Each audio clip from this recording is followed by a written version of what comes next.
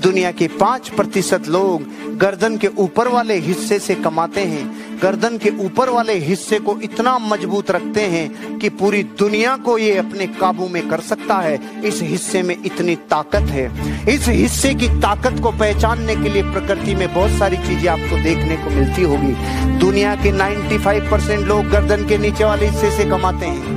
इसी हिस्से को रात दिन खपाते हैं, इसी हिस्से से मेहनत करते हैं, इसी हिस्से से भोगते हैं, इसी हिस्से से जिंदगी में कमाते हैं और एक दिन इसी को जला के आ जाते हैं। लेकिन इस हिस्से से कमाने वाले लोग इस विश्व में सबसे ऊपर उठते हैं। दुनिया के हर फील्ड में सबसे ऊपर उठते हैं, क्योंकि जिसकी यहाँ की फाइलें ठीक कर ली, जिसने यहाँ का सॉफ्टवेयर ठीक कर लिया, वो राज कर।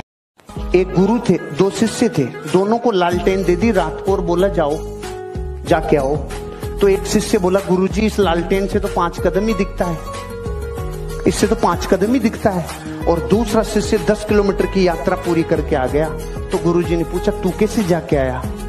कि गुरुजी मैंने देखा भाई 5 कदम ही रोशनी है, तो 5 तो चलूं, 5 तो चलूं। और जैसे ही मैं 5 चला तो रोशनी 5 कदम आगे और चली गई। मैंने देखा फिर टेंशन नहीं है, 5-5 कदम चल, जिंदगी एक दिन अपनी यात्रा को पूरी कर लेगी। 5-5 कदम चल।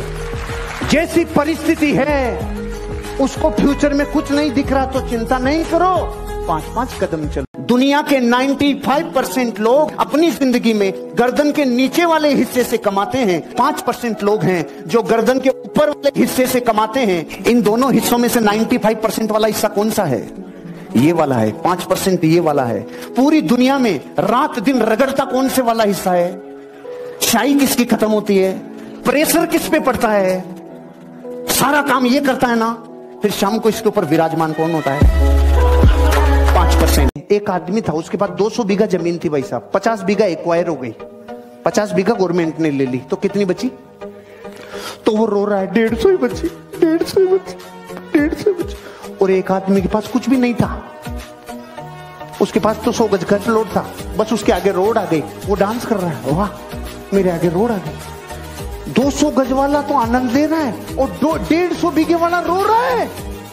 इसका मतलब जिंदगी में अगर आपने वहां ध्यान दिया जो खो गया, तो पूरी जिंदगी रोना ही रोना है, आंसू आंसू लिखें। और वहां ध्यान दोगे कि इतना अभी बचा है, इतना अभी बचा है, तो वापस खड़ा कर लोगे अपने साम्राज्य को। क्योंकि ध्यान रखना, जो है उससे तो एंटरप्रेन्योर अपने आप को बहुत आगे ले जाता है।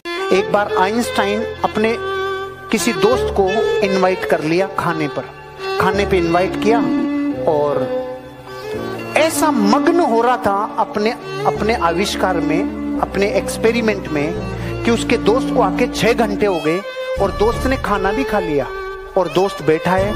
6 घंटे बाद अपने एक्सपेरिमेंट से बाहर आके देखा और दोस्त को देखा तो आइंस्टाइन ने बोला, मां कसम, ये बर्तन अगर सबूत नहीं होते, ये जो बर्तन रखे हैं ना, झूठे बर्तन, ये सबूत नहीं होते, तो मुझे ऐसा लग रहा है कि मैंने अभी खाना नहीं खाया।